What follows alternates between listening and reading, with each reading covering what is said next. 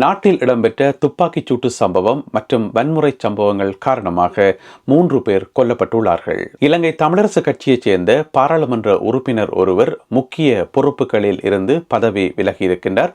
கட்சிக்குள் ஏற்பட்ட அதிருப்தி காரணமாக இந்த பதவி விலகல் இடம்பெற்றுள்ளதாக தெரிவிக்கப்படுகிறது. அது குறித்தும் விரிவாக பார்க்க இருக்கின்றோம். ஐக்கிய நாடுகள் சபையினுடைய மனித உரிமை ஆணையாளர் வோல்கர் டர்க் அவர்கள் பாதிக்கப்பட்ட தமிழ் மக்களை பல்வேறு இடங்களில் சந்தித்து கலந்துரையாடி இருக்கின்றார். அது குறித்தும் பார்க்க இருக்கின்றோம். புதிதாக உருவாக்கப்பட இருக்கின்ற பயங்கரவாத தடை சட்டம் எப்படி இருக்கும் என்பது சம்பந்தமாக ஒரு சில முக்கியமான தகவல்கள் வெளியாகி இருக்கின்றன. அவற்றையும் இந்த காணொலியில் பார்க்க இருக்கின்றோம். இந்த செய்திகள் உட்பட மேலும் சில செய்திகளும் தகவல்களும் அத்துடன் முக்கியமான ஒரு கேலி சித்திரமும் இருக்கிறது. எல்லாவற்றையும் தொகுத்து இந்த காணொலியில் பார்க்க போகின்றோம். தமிழடியான் சொந்தங்கள் அனைவருக்கும் வணக்கம். ஜூன் மாதம் 26ஆம் தேதி 2025ஆம் ஆண்டு வியாழக்கிழமை. வாருங்கள் காணொலிக்குள் போகலாம். ஐக்கிய நாடுகள் சபையினுடைய மனித உரிமை ஆணையாளர் வோல்கர் டர்க் நேற்றைய நாளில் வடக்கு கிழக்கு பகுதிக்கு தன்னுடைய பயணத்தை மேற்கொண்டிருந்தார். முதலில் அவர் திருகோணமலைக்கு சென்று அங்கே பாதிக்கப்பட்ட மக்களை சந்தித்து கலந்துரையாடியிருந்தார். அவர்களுடைய கோரிக்கைகளையும் குறை நிறைகளையும் கேட்டறிந்து கொண்டார். அதனை அடுத்து அவர் யாழ்ப்பாணத்துக்கான தன்னுடைய பயணத்தை மேற்கொண்டார். அங்கே செம்மணி பகுதியில் ஏராளமான பொதுமக்கள் கூடி 3வது நாளாக நேற்று அணையா விளக்கு போராட்டத்தை முன்னெடுத்திருந்தார்கள். அப்பகுதிக்கு சென்ற ஆணையாளர் அவர்கள் அங்கு பல்வேறு தரப்பட்ட மக்களையும் சந்தித்து குறை நிறைகளை கேட்டறிந்தார். அவருடைய அந்த பயணம் மக்களை சந்தித்த விதம், மக்களோட கதைச்ச விதம், அதுவும் போலீஸ் பாதுகாப்பு எல்லாத்தையும் மீறி எல்லா மக்களோடையும் கலந்துரையாடின விதம் எல்லாமே பார்க்க நல்லா இருந்தது. ஒரு மக்களுக்கு பாதிக்கப்பட்ட மக்களுக்கு ஒரு ஆறுதல் தருவதாக இருந்தது.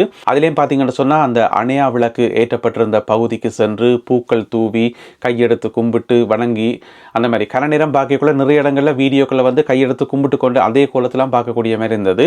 அந்த அளவுக்கு மக்களை விளங்கி கொண்டு மக்களோட நெருங்கி பழகியதை, அவர்களுடைய குறை நிறைகளை கேட்டறிந்ததை அவதானிக்கக்கூடியதாக இருந்தது. எனவே ஐக்கிய நாடுகள் சபையால் தமிழ் மக்களுக்கு ஏதாவது தீர்வு கிடைக்குமா இல்லையான்றது வேறு பிரச்சனை. இருந்த போதிலும் கூட இப்படி வருகின்ற உயர் அதிகாரிகள் மக்களோட நெருங்கி அவர்களுடைய குறை நிறைகளை கேட்கறது மக்களை பொறுத்த வரைக்கும் ஒரு ஆறுதலான விஷயம்தான். ஏதோ வந்தம் சந்திச்சம் கடமைக்கு வந்தம் இல்லாமல் ஒரு உணர்வுபூர்வமாக இருந்தது அவருடைய அந்த ஒரு பழகிற விதம். ஏற்கனவே நிறைய விஷயங்கள் கேள்விப்பட்டுட்டு தான் வந்திருப்பார். சும்மா தெரியாம திடீரென்று 6 வேலையே இதில் நிற்கணும் என்று அப்படி கேட்க போறது இல்லை தானே. எப்படியும் எல்லா விதமான ரிப்போர்ட்ஸும் அவைக்கு முதலே போயிருக்கும், என்ன நடந்திருக்கு எது நடந்திருக்கு என்று சொல்லி. எனவே எல்லாவற்றையும் தெரிந்து கொண்டுதான் வந்திருப்பார். நேற்றைய நாளில் வடக்கு கிழக்கில் அவர் தமிழ் மக்களுடன் பாதிக்கப்பட்ட தமிழ் மக்களுடன் பழகிய விதம் பலருடைய கவனத்தையும் ஈர்த்துள்ளது. நாட்டின் வெவ்வேறு பகுதிகளில் இடம்பெற்ற வன்முறை சம்பவங்கள் காரணமாக 3 பேர் கொல்லப்பட்டிருக்கிறார்கள். முதல்ல ஒரு துப்பாக்கிச் சூட்டு சம்பவம். அந்த துப்பாக்கிச் சூட்டு சம்பவத்தில் 2 இளைஞர்கள் கொல்லப்பட்டிருக்கிறார்கள். இந்த சம்பவம் எங்கே நடந்திருக்கு பார்த்தீங்கன்னு சொன்னால் மித்தனிய பகுதியில் இருக்கக்கூடிய தொரக்கலைய என்று சொல்லப்படுற ஒரு பகுதியில் நேற்றிரவு அடையாளம் தெரியாத 2 நபர்கள் மோட்டார் சைக்கிளில் குறிப்பிட்ட இந்த இளைஞர்கள் மீது சுட்டிருக்கின்றார்கள். அதனால் சம்பவ இடத்திலேயே அந்த 2 இளைஞர்களும் கொல்லப்பட்டிருக்கிறார்கள். 30 வயதையுடைய அந்த 2 இளைஞர்களும் எதற்காக கொல்லப்பட்டார்கள், எதற்காக இலக்கு வைக்கப்பட்டார்கள், இந்த துப்பாக்கிச் சூட்டை நடத்தியவர்கள் யார் என்பது போன்ற விவரங்கள் இன்னமும் வெளியாகவில்லை. போலீசார் இது சம்பந்தமான விசாரணைகளை முன்னெடுத்துக் கொண்டிருக்கிறார்கள். அதேவேளையில் மட்டக்களப்பு கரடியனாறு பகுதியில் இளைஞர் ஒருவர் கோடாலியால் தாக்கப்பட்டு கொல்லப்பட்டிருக்கின்றார். அதாவது குறிப்பிட்ட அந்த இளைஞர், அவருக்கும் 30 வயசுதான், அவருக்கும் அவருடைய உறவினரான இன்னும் ஒருவருக்கும் இடையில ஒரு குடும்ப தகராறு. முதல் கட்டமாக ஒரு வாய் தர்க்கம் ஏற்பட்டு பிறகு அது கைகலப்பாக மாறி அந்த குறிப்பிட்ட மற்றவர் கோடாலி எடுத்து இவர் மேல தாக்குதல் நடத்தினதால இவர் அந்த இடத்திலேயே உயிரிழந்திருக்கின்றார். தாக்குதலை நடத்திய கொலையாளி இப்பொழுது தப்பியோடி தலைமறைவாகி இருக்கின்றார். போலீசார் அவரை தீவிரமாக தேடி வருகின்றார்கள். இந்த சம்பவத்தில் கொல்லப்பட்ட அந்த 30 வயதுடைய இளைஞருடைய பெயர் வீரையா விஜயகாந்த் என சொல்லப்படுகிறது. போலீஸ் விசாரணைகள் தொடர்ந்து இடம்பெற்று வருகின்றன. மன்னார் மாவட்டத்தில் நேற்று ஒரு வன்முறை சம்பவம் ஒன்று பதிவாகி இருக்கிறது. மன்னார் மாவட்ட செயலகம் இருக்குத்தானே, அதுக்கு முன்னுக்கு பார்த்தீங்கன்னு சொன்னால் தந்தை செல்வாவுக்கு ஒரு சிலை ஒன்று அமைக்கப்பட்டிருந்தது. தந்தை செல்வாவினுடைய அந்த சிலை அடித்து உடைக்கப்பட்டிருக்கிறது இனம் தெரியாத நபர்களால். இந்த சம்பவம் நேற்றிரவு நடைபெற்றிருக்கிறது. குறிப்பாக அந்த தந்தை செல்வாவினுடைய சிலையினுடைய தலைப்பகுதியை முற்றுமுழுதாக உடைத்து நாசமாக்கி இருக்கிறார்கள். இந்த நாசகார செயலை புரிந்தார் என்கின்ற குற்றச்சாட்டின் அடிப்படையில் ஒரு நபர் சந்தேகத்தின் அடிப்படையில் கைது செய்யப்பட்டிருக்கின்றார் போலீசாரால். மன்னார் மாவட்டத்தில் இருக்கக்கூடிய இலங்கை தமிழரசு கட்சியினுடைய கிளை உறுப்பினர்கள் போலீசாருக்கு முறைப்பாடுகளை கொடுத்திருக்கின்றார்கள். அதன் அடிப்படையில் ஒருவர் கைது செய்யப்பட்டிருக்கின்றார். விசாரணைகள் தொடர்ந்து இடம்பெற்று வருகின்றன. மாங்குளம் மற்றும் முறிகண்டி போன்ற பகுதிகளில் இயங்கிய சுகாதார சீர்கேட்டுடன் இயங்கிய உணவகங்களுக்கு சீல் வைக்கப்பட்டிருக்கிறது. இந்த சம்பவம் கடந்த 23ஆம் தேதி இடம்பெற்றிருக்கின்றது. ஒட்டுசுட்டான் பகுதியைச் சேர்ந்த பொது சுகாதார பரிசோதனையாளர்கள் மேற்கொண்ட அதிரடி சோதனை நடவடிக்கையின் போது குறிப்பிட்ட இந்த உணவகங்களுக்கு சுகாதார சீர்கேட்டோடு இயங்கினதாம் என்று சொல்லி அதுக்கு சீல் வைக்கப்பட்டிருக்கிறது.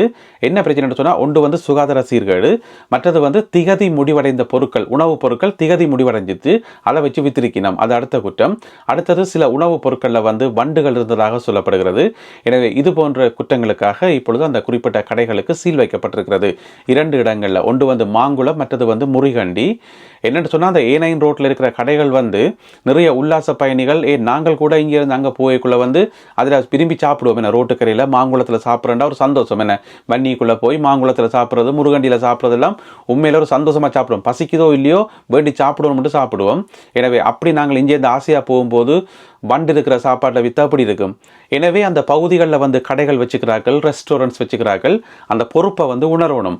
உங்களோட கடையில் வாங்கி சாப்பிடணுன்றக்காக பல்லாயிரம் மைல்களுக்கு அங்காலே இருந்து நாங்கள் வாரோம். எனவே ஆசையாக வாங்கி சாப்பிடக்குள்ள நீங்கள் சாப்பாட்டு சாமானோட சேர்த்து வண்டையும் விற்றா இன்னொரு வண்டி சாப்பிட்றது. எனவே இப்பொழுது குறிப்பிட்ட சில உணவகங்களுக்கு சீல் வைக்கப்பட்டிருக்கின்றது. அதிலேயும் பார்த்தீங்கன்னு சொன்னால், வர்த்தகர்கள் சில பேருக்கு 68,500 ரூபாய் வரைக்கும் குற்றப்பணம் அறவிடப்பட்டிருப்பதாக சொல்லப்படுகிறது. மாங்குளம் நீதிமன்றத்தில் இது சம்பந்தமான வழக்கு விசாரணைகள் ஆரம்பிக்கப்பட்டுள்ளன. வலிகாமம் வடக்கு பகுதியில் காணி விடுவிப்பு போராட்டம் ஒன்று நடைபெற்று வருகிறது.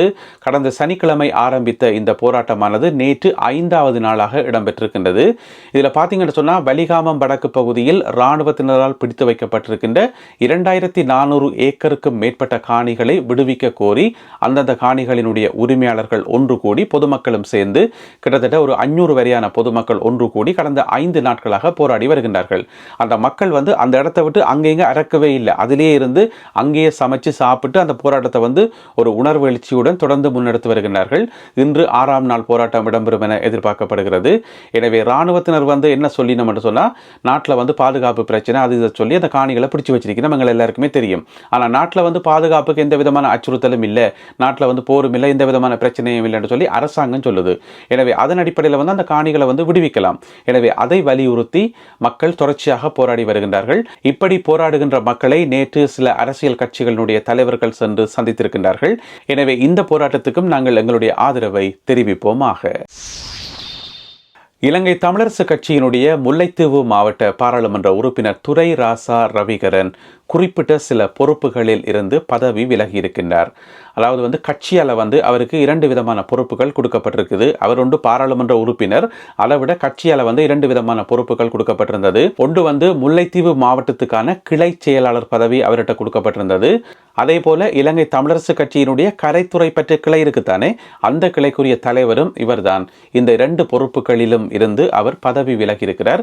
இதுக்கான காரணம் என்னென்று பார்த்தீங்கன்னு சொன்னால், அண்மையில முல்லைத்தீவு மாவட்டத்தில் இருக்கக்கூடிய பிரதேச சபைகளுக்கு தவிசாளர் மேல தெரிவு செய்கிறது தானே, அந்த தவிசாளர் தெரிவின் போது முறைகேடுகள் நடந்தது, முகம் பார்த்து பக்கம் பார்த்து எல்லாம் கொடுக்கப்பட்ட என்று சொல்லி அதில் அதிருப்தி அடைந்து அதன் காரணமாகத்தான் தான் பதவி விலகுவதாக கட்சியினுடைய மேலிடத்துக்கு கடிதம் மூலம் அறிவித்திருக்கின்றார் பாராளுமன்ற உறுப்பினர் துரை ராசா ரவிகரன் அவர்கள்.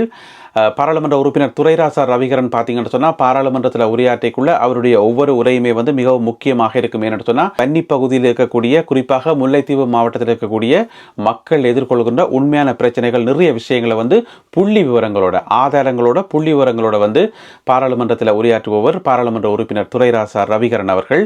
எனவே அவர் கட்சியின் மேலிடத்தில் ஒரு அதிருப்தி அடைந்து இந்த பதவிகளில் இருந்து விலகி இருப்பது அதிர்ச்சியை உருவாக்கியுள்ளது. அரசாங்கம் எப்பொழுது பயங்கரவாத தடை சட்டத்தை நீக்கும் என்பது பொதுவாக கேட்கப்படுற ஒரு கேள்வியாக இருக்கிறது. அதற்கு அரசாங்கம் ஒரு பதில் வழங்கி இருக்கிறது. அதற்கான வேலை சட்டங்கள் போய்கொண்டிருப்பதாக. அதாவது இப்போது இருக்கக்கூடிய பயங்கரவாத தடை சட்டத்தை முற்றுமுழுதாக நீக்கி போட்டு அதுக்கு பதிலாக புதியதொரு பயங்கரவாத தடை சட்டத்தை கொண்டு வர்றதுக்கான முயற்சிகள் மேற்கொள்ளப்படுதாம். அந்த புதிய பயங்கரவாத தடை சட்டம் எப்படி இருக்கும்னு சொன்னால், இப்போ இருக்கிற மாதிரி மோசமாக இருக்குமா அல்லது எப்படி இருக்கும்னு சொல்லி எங்களுக்கு தெரியல.